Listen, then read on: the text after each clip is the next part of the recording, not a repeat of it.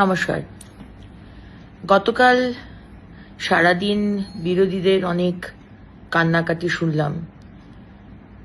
Free school street পেভমেন্টের ফুটপাতে দুধ গরম করা নিয়ে, কিন্তু কেউ এক বাটি দুধ নিয়ে এগিয়ে যায়নি এই পরিবারের কাছে।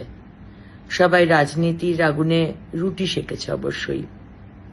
অবশ্যই এক্সপেক্ট করব কি করে, যারা 28 বছর কংগ্রেস, 34 বছর সিপিএম আর 15 বছর তৃণমূল কংগ্রেস, যারা মানুষের শুধু অ্যাডভান্টেজ নিয়েছে, মানুষকে ঠকিয়েছে, যারা অপারেশন সানশাইন করেছে, আর 15 বছর তৃণমূল তো মানবিকতা কাকে বলে সেটা তো তারা বাংলার মানুষকে ভালোই দেখিয়েছে, আমাকে আলাদা করে বলার কিছু নেই।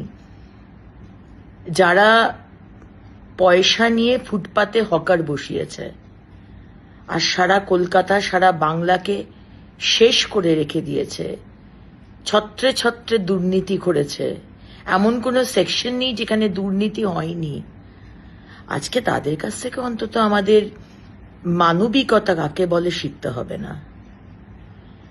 ফ্রি স্কুল স্ট্রিটের মতো একটা বিজি রাস্তা, সমানে যেখানে গাড়ি যাচ্ছে, দুপুর 2টোর সময় রাস্তার পাশেই খুব উঁচু ফুটপাত নয়, রাস্তার সাথে অলমোস্ট একই লেভেলের একটা ফুটপাত, হয়তো 10 ইঞ্চি উঁচু, একটা 6 মাসের বাচ্চা হামাগুড়ি দিচ্ছে। তার আশেপাশে খুব একটা অভিভাবক কেউ ছিল না, বাচ্চা একাই হামাগুড়ি দিচ্ছে, দূরে দূরে তার মা ঠাকুমা। আর যদি অ্যাক্সিডেন্ট হয়, কে দায় নেবে? মাননীয় মুখ্যমন্ত্রী, না আপনারা, না সরকার? আজকে ওই ফুটপাতের মধ্যে কেরোসিন স্টোভে 1 গামলা দুধ জাল দেওয়া হচ্ছে। 1 গামলা দুধ ওই 6 মাসে বাচ্চা খাবে?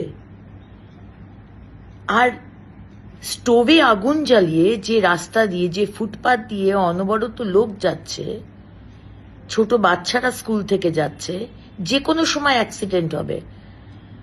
আর যদি অ্যাক্সিডেন্ট হয়, কে দায় নেবে? ইউডিএমএ দপ্তর, নগর উন্নয়ন দপ্তর, পুলিশ, সরকার, না আপনারা?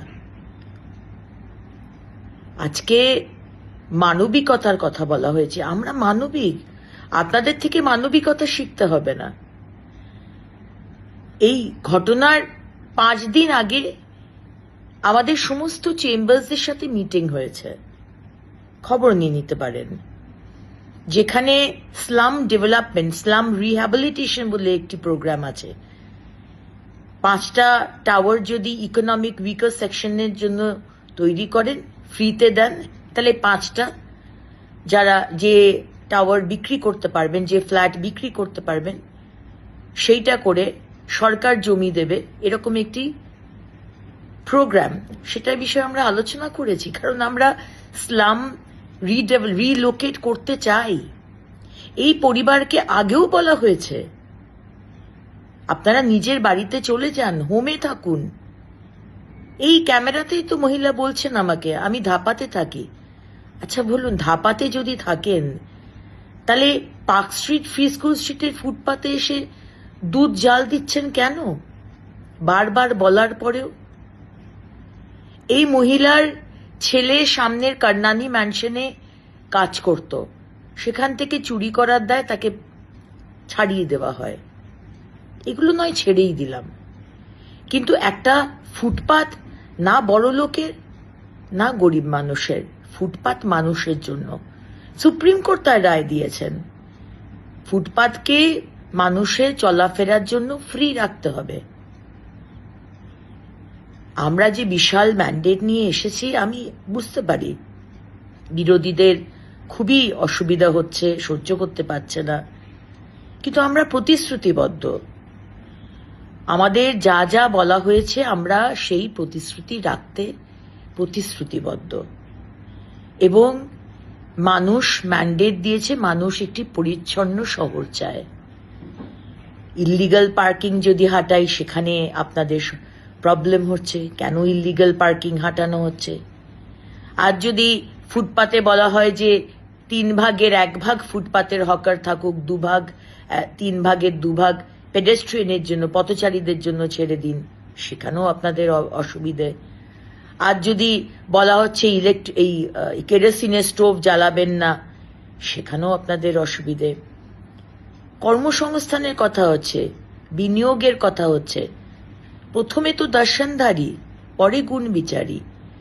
আর যদি বাইরের ইনভেস্টর, বিদেশ তো ছেড়েই দিলাম, দেশেরই অন্য রাজ্যের ইনভেস্টর এসে দেখে যে অবস্থায় আমাদের ফুটপাথ, রাস্তা, ফ্লাইওভার নেই, যানজট, আসবে ইনভেস্টর? তাই মাননীয় মুখ্যমন্ত্রী বলেছেন 10ই অক্টোবরের মধ্যে সমস্ত রাস্তা আমরা ঠিক করে দেব। আজ ড্রেন পরিষ্কার করা হচ্ছে, আজকে কথায় কথায় ওয়াটার লগিং। আপনারা কি করেছেন?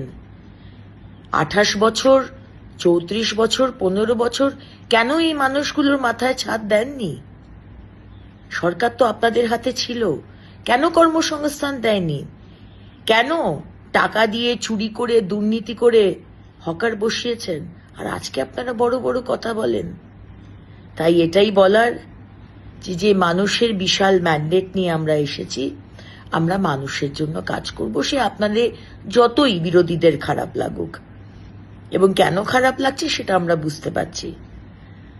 মানুষ, ইললিগাল পার্কিং থাকবে না, ফুটপাথ পরিষ্কার পরিচ্ছন্ন থাকবে, মানুষ ইজিলি চলাফেরা করবে, স্লামদের জন্য আলাদা অ্যাপার্টমেন্ট হবে, আলাদা বাসস্থান হবে, প্রধানমন্ত্রীর আবাস যোজনা গ্রামীণ এবং আরবান আছে, সেখানে ব্যবস্থা করা হবে, স্লাম রিহ্যাবিলিটেশন স্কিম যেটা আছে তার মধ্যে ব্যবস্থা করা হবে, ইনভেস্টমেন্ট আসবে, ল্যান্ড পলিসিও হবে, আর ইজ অফ ডুইং বিজনেসও হবে। কিন্তু প্রথমে শহরটাকে, কলকাতা পশ্চিমবঙ্গের মুখ, জানলা, সেটাকে সুন্দর করতে হবে। আমাদের সবাইকে ডিসিপ্লিন হতে হবে, সবাইকে। একা একটা সরকারের পক্ষে সম্ভব নয়। আর বিরোধীরা, আপনারা কোনোদিন কাউকে, যে দলে ছিলেন, অন্য দলরা কোনোদিন কাউকে কাজ করতে দেননি, শুধু বিরোধিতাই করে গেছেন। অবশ্যই বিরোধিতা করবেন, কনস্ট্রাকটিভ বিরোধিতা করুন, ডিস্ট্রাকটিভ বিরোধিতা করবেন না, অনাবশ্যক সমালোচনা করবেন না। হ্যাঁ, আমি হয়তো চিৎকার করে বলেছি, সেটা হয়তো আমার আরেকটু সফটলি বা একটু বুঝিয়ে বলা দরকার ছিল।